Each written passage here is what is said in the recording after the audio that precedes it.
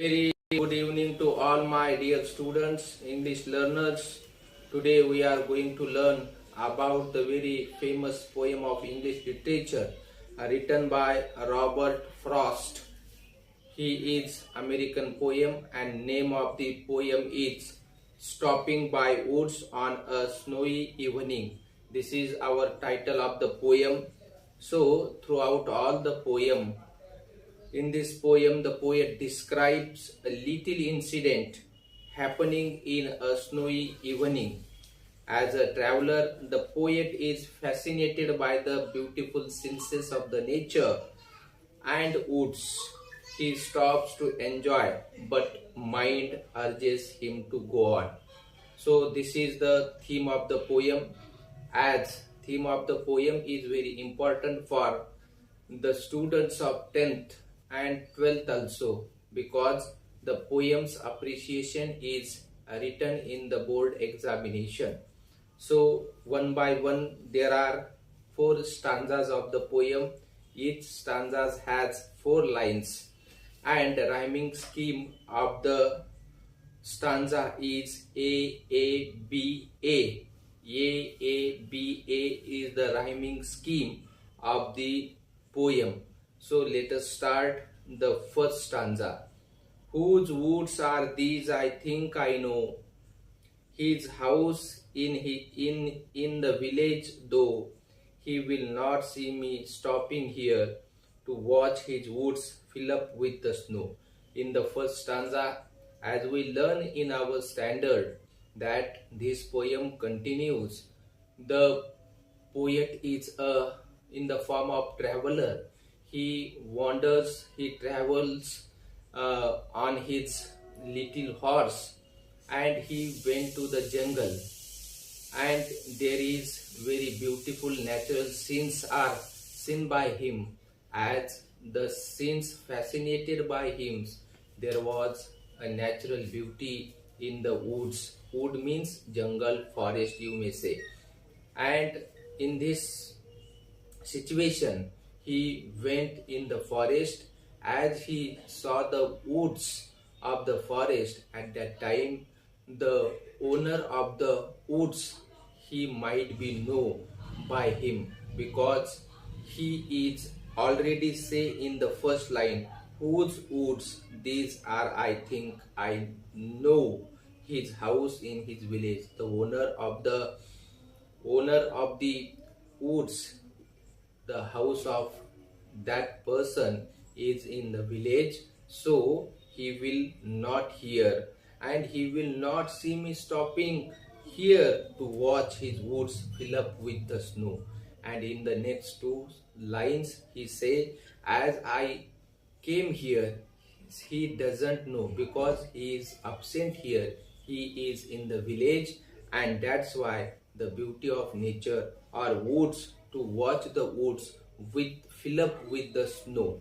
In the next stanza, the writer's horse is very strange. Strange means cure, Q-U-E-E-R, cure.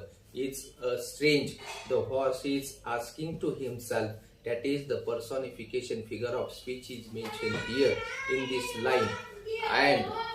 And my little horse must think it cure to stop without a farmhouse near, between the woods and frozen lake, the darkest evening of the year. In the second stanza, the horse thinks himself as the owner or the poet, why he is standing here to watch to these lovely woods, and that's why he is think strangely, and that's why, because there is no place to stay here, because there was no any farmhouse here. And why the poet is stayed here, he thinks himself, he means the horse of the poet thinks himself, and that's why this is the darkest evening of the year that he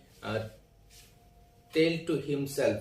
And in third stanza, when he warns to the poet as he gives his harness bells a shake to ask if there is some mistake.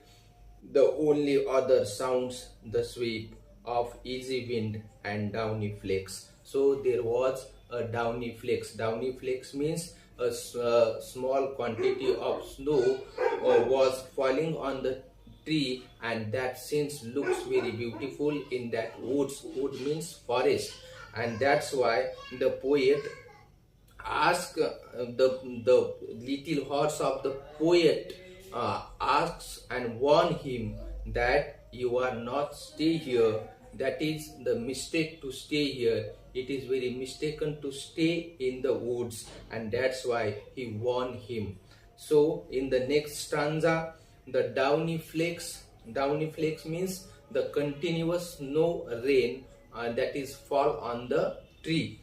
In the third stanza, or in the last stanza of the poem, that is the fourth stanza of this poem, is concluded as, the woods are lovely, dark and deep, but I have promises to keep. Here the promises means the responsibility. We have to face the responsibility, we have to accomplish the responsibility, and that's why I want to go, as I wanted as I wish to want stay here to watch the natural beauty of the woods, but my aim, my destination, or my responsibility are not allowed to stay here. That's why I have want to go to my next destination, to my next places where I want to go, and that's why I have promises to keep and miles to go before I sleep, and miles to go before I sleep.